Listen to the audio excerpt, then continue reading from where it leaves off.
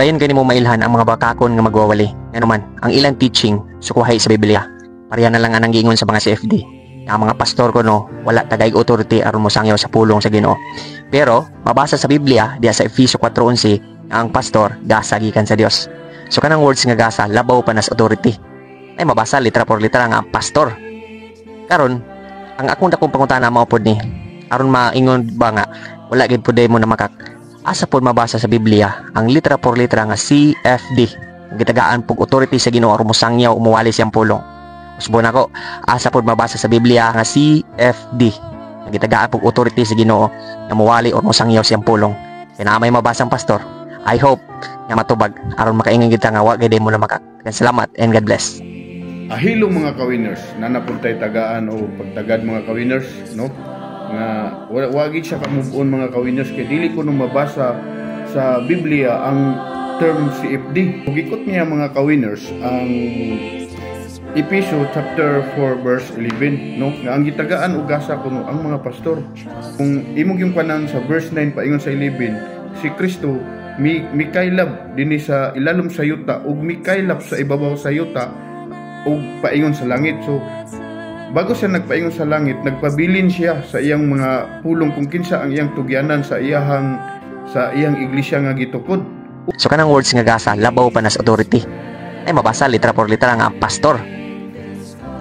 Naalagi mabasa diha nga pastor nga gitagagasa, pero ang pangutanan nako sa Biblia unsay una nga words nga gisulat diha na, di ba? Apostolis, gitagagasa apostolis, no? Mo man ang mga pare sunod mga propeta, mo nang mga silang Isayas, sila ni Jacob, no, sila ni Juan, San Juan, sa gitagaan pag yun mga magsasangyaw. Kisa man ang mga magsasangyaw, kita nga mga ordinaryo nga tao, ulahin ang pastor, no? Sunod ang pastor, o di ulahin na, no? Maingon man siya nga dako ugasa nga gihatag nga naulahin naman gani na og kung imong basahon pinakaulahin man gani ang pastor nga gitagaan, no? Pero dili na ta magminog mga yana, at least gibutang sa Biblia nga adunay gyud pastor ba. So kung atong naon kita tanan adunay gasa nga gitagaan sa Ginoo, bisan ordinaryo nga tao adunay gyapoy gasa, no? Kana day manginabuhi tag sakto, no? Gasa naman ang gihatag sa Ginoo sa tuwa, no? Na kay anak nga doktor, na kay maestra, na kay engineer, attorney, mga gasa ka nangagikan sa Ginoo, no? Bisan ordinaryo or farmers baka nga ordinaryo, gasa na nangagikan sa taas, gikan sa Ginoo, no?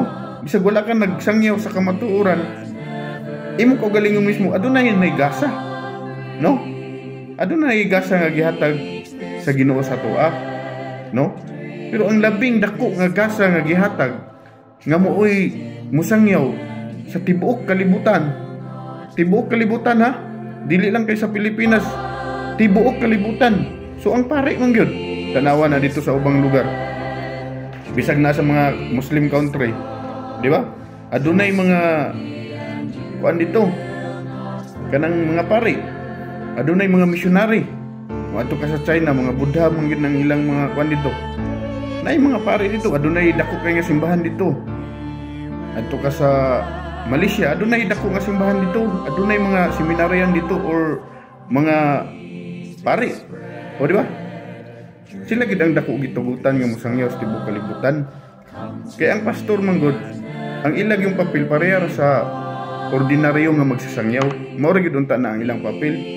Ang problema lang kay nagtukod sila sa kaugalingon nga pundok naa na may iglesia nga gitukod ang atong Ginoo, nga mao na ang ato untang dipinsahan, mao na ang CFD nga ordinaryong magsasangyaw ba, CFD. Kay naa na may gitagaag dako kayong gasa ang mga apostolis. Kay bisag basahon nimo diya sa verse tungimong gikot nga Efeso 4 verse 11, ang nauna dito apostolis or pare, propeta, magsasangyaw. Ulahin ang pastor. O basahan gud na diana. O di ba? So kita nga mga ordinaryo, kung kita nakabalo sa pulong sa Ginoo, igo ra unta ta mo defend.